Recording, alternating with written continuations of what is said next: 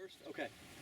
So I made a brochure that I don't know if you guys saw, but the kind of the theory is that you got to you're putting in a beef fence, so you're just connecting everything. So what I did was, the first thing you got to decide is if you want the metal or if you want wood.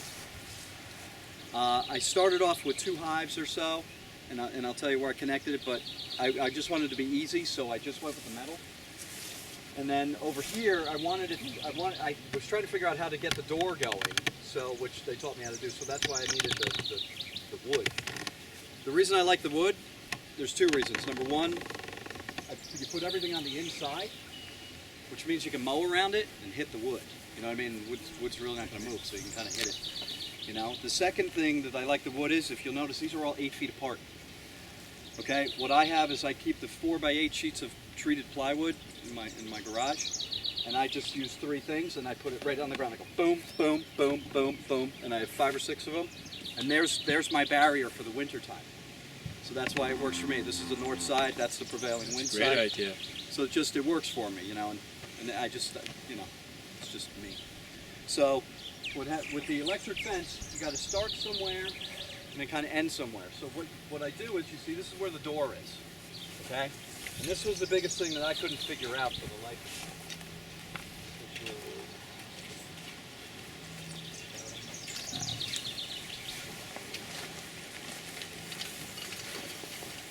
me. We'll get to it, but you have to have a starting point and an ending point. So you got to have a door so you can get in and out of it. Well, that's what this is for. This moves back and forth.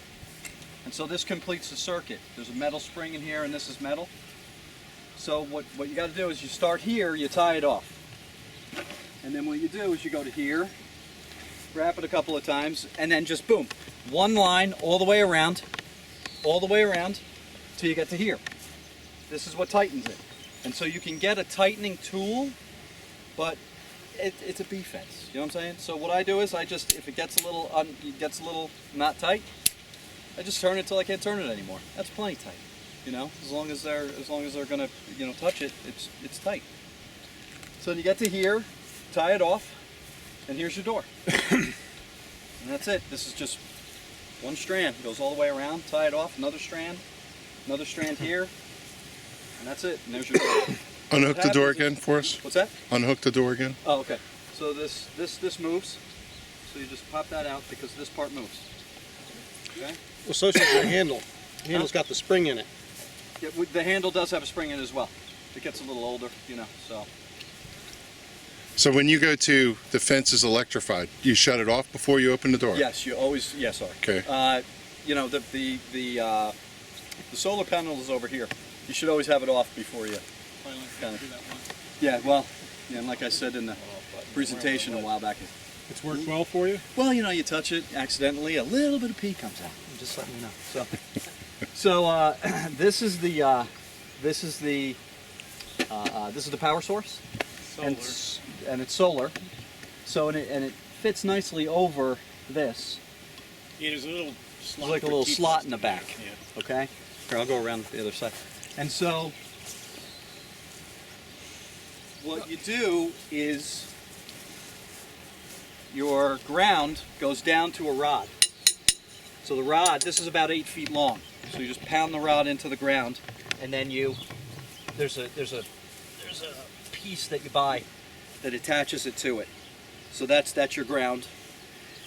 Your positive, what I'd like to do is I actually just took the one whole piece, cut out a couple of just pieces of plastic here with the screw that attaches it. So I just have one piece. So it attaches here, strip it here, attaches, strip it, attach, strip it, attach. Because each one of these is individual, okay? So you have to get power to each individual line. And that's kind of how you do it. Does this have a battery in it that stores charge overnight? Yes, yeah. This thing will go for like a week with no sound. Okay. And the reason I got this one is a 0.15 drill up to 10 miles. This was like the second one down. I mean, this one's pretty good. You gotta get your maybe point $200, across, right? Huh? Gotta get your point across to the bear. Yeah, it gets your point 10 mile across. one, yeah. It does. So the thing that I tell people as well is when you come over to turn it on and off, be cognizant of where the bottom things are, because you're like that, then kind of thing. So that kind of happens, and it has. So Does it have a little audible beep? no, it's just got a light. There's a light, and There's a light. There's a faint click. When It's a the faint light- click, Yeah. Click. Yeah. and you'll also see if you just stare at it, it pulses. So the reason that And it if pulses, you're unsure, you just touch. yeah, if you're unsure, just But if you do that, do it with the back of your hand, so when Yeah, it causes just your a little- muscle to contract, you punch yourself in the face instead of grabbing Yeah. it tight. it pulses just a little bit. Instead of gripping harder. This is your own concoction. No, This is all good Tractor cinema, Supply. everybody. Everything I bought here was at the Tractor Supply. Can you talk about the spacing, please, and the connectors yeah. to the actual T-posts? The spacing, well, the reason I put it here, southern exposure, that's what you want. I put it in the front here because I didn't want it to be like on the inside of the apiary. I could have put it there or here. I just put it here. Then you got to reach inside. You know, yeah, you got to reach inside the whole 9 yards. So I did that. So the reason that I did this is about, I guess this is about a foot, like 8 inches to a foot. So you do like 1 foot, 2 foot, 3 foot, and no, this is like a foot. This is like 18 inches. This is like 2 feet, I think, somewhere around there. And then this is like 3.5 feet. And I just kind of spaced it this way because if you have like a smaller bear or a baby cub or something like that, you want them to kind of have a nice Even zap skunks too. will try to get in, and raccoons. Yeah, other things will try to get in, this, that, and the other thing. So it's kind of up to you, but the problem is that if you bring it down too low, then if the grass touches it, it doesn't work right. Then you got to constantly be weed whacking. So that's, and in my mind, I didn't go any higher than this because if something bigger than this can actually get in, I don't really care because it's, it's big. Okay? Bigfoot. It's like Bigfoot, Distance from the front of the hive? What I did, as you can see, I just tried to space everything, 3 or 4 feet in front, 3 or 4 feet in the back. And the reason, they can't, it's really hard to get to, from here. So that's kind of one of the things you want to do as well. And plus you want to be able to get around the hive when you're working on it. So, and what's nice about this type of electric fence is if you look right over there is where you see that it used to come to here and I would go across. Well, what happened was then I wanted to get some more hives, so what I did was I just put some more in, and you can just tie it off and just make the connection just like that. So you just cut it, tie a loop, and you can make it bigger if you want to. See, because that's where you see, if you look here and you look there, that's how I added this section in, because I wanted it to be this much bigger. Before it would go from here across to there. So you can just take a couple of wires and just tie it. As like a long loop. as the wires are touching. As long as the wires are touching. And can you talk about the connectors on the posts? The connectors on the posts are plastic. They're just at the Tractor Supply. They just keep it in place. Very easy. And they snap right on. And they pop right on. That's it. That's all it is. Just pop right on like that. On, boom. It just keeps them in place. And then these are ceramic. And so these actually screw in. Again, I like the wooden posts because it's on the inside like this for one reason, and number two, I can hit it with a mower. To tell you the truth, because Do you recall what the total investment was in all these materials? for the entire thing, I mean, less than $500, maybe $400. That thing. That's the most expensive. See, this is the most expensive thing right here. Okay, and this thing can be from anywhere from like 175 to like 350 bucks, depending on the output of it. How much you want to zap there. The other stuff, you're kind of at the mercy. Like the ceramic pieces, you can buy in individuals. The plastic pieces are in bags of 25. So and they're fairly cheap. and they're fairly cheap. If you go And- online, you can find somebody who's got used fencers. They're around a lot around here. Hunterdon, Warren, Sussex. You'll find them pretty cheap.